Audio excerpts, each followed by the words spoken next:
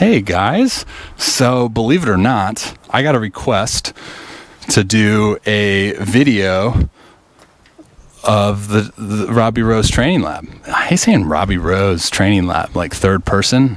Kind of gives me the heebie-jeebies.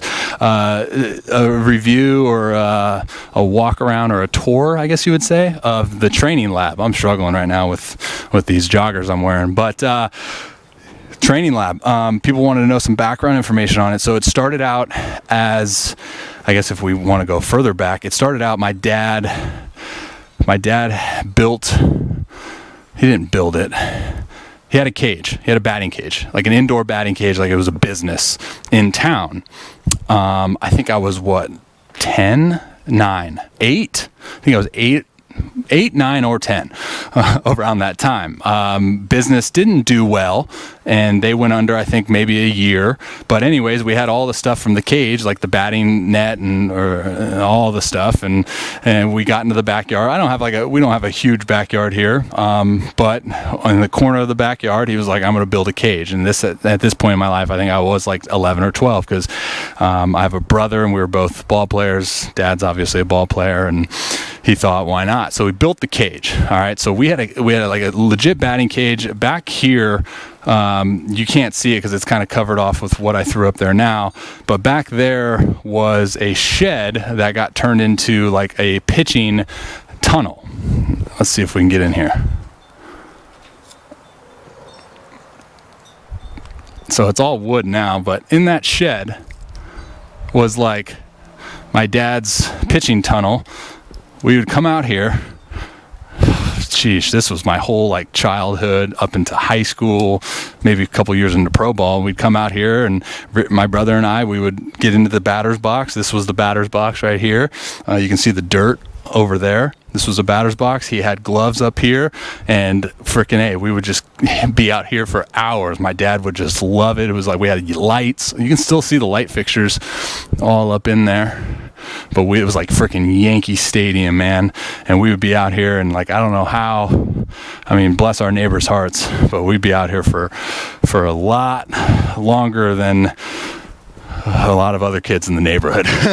But it turned into like one of those things, even in high school. Like, obviously I'm not a hitter, but I was, everyone I think is when they're growing up. But it was, we'd get off-campus lunch privileges, and we'd come in here if we had like a game later.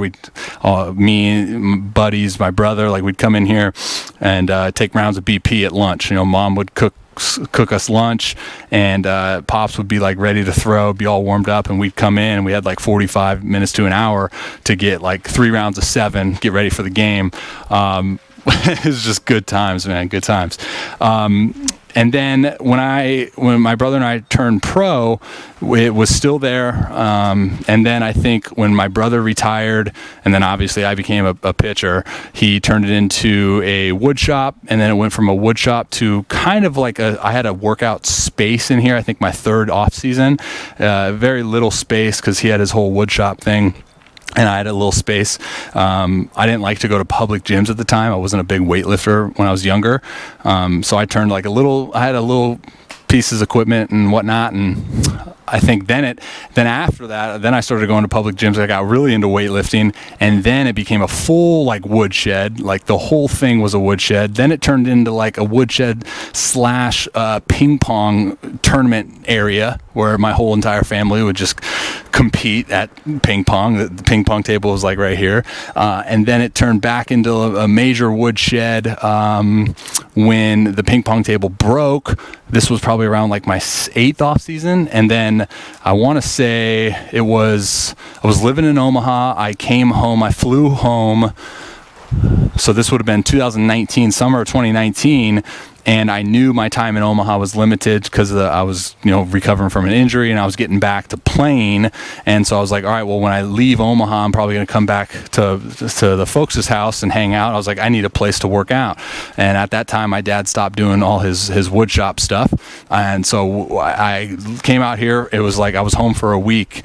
And I think the whole entire week was spent like cleaning stuff up. Like I have pictures of like what it looked like. Maybe I can find those and include those. And it's just kind of evolved over over time, like partnering with companies. Oat Specialties has been a big partner of mine. They supply a lot of the workout stuff you see in here. Great Lakes Gira, another company that's I'm partnered with. You can see like their bumper plates, Pitch Logic, got a little banner there, and then it's kind of just continuously evolved over time. Put up a pull-up bar, put up a squat rack, put these things up because it's rain season right now, and I can't have everything getting rain. I've had a lot of exercise mats.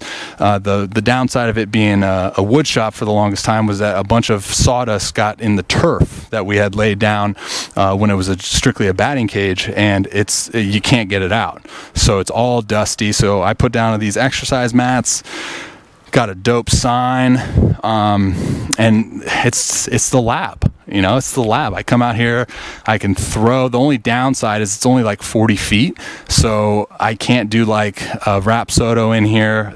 Trust me, I've been thinking about ways to find somehow I can get 60 feet 6 inches, but the only way if we knock out everything back there and knock out like the fence and all that stuff is just like, sounds like a lot of work, but continuously evolving. I shoot a lot of video out here, so I have like these curtains, as you can see, try to help me serve as like a backdrop because I was trying to get into green screens, but that didn't really work. I'm gonna clip this because this is like really annoying me, but that's like the evolution of the training lab right there. It was a batting cage, it was a wood shop, it was ping pong. It's been everything. It's been a lot of good stuff. So that's what I got. I'll probably have to do another segment because I've gotten a few requests to have my pops explain how he went about building it, because it's all built like with wood. Like everything, even the tin, he hand built it by himself. Like my brother and I very rarely helped, and he's something. But right now I'm in the process right now of putting up one of them big old 2x6s because we need some reinforcement. We're getting a lot of rain, a lot of wind that jacks it all up. But this is a new addition here, the Oat Specialties Strike Zone pitching pad, and then the Oat Specialties Plyo mat I put up there, so I can kind of simulate some long toss, which helps. I got some Rucket Sports nets, K-pad, all these things. So I'm literally out here pretty much all day. If it wasn't so cold and windy and rainy, I'd put my desk out here and I would just work out here. But I don't do well when it comes to desk work when it's cold. So, yeah. All right. I'll include a link to my questions platform, therobbyroshow.com/ask, if you want to ask any questions pertaining to the building of this and products and stuff that go into it. So hopefully that can help. All right. Check out that description for that link. Love you guys. Until next time. See ya.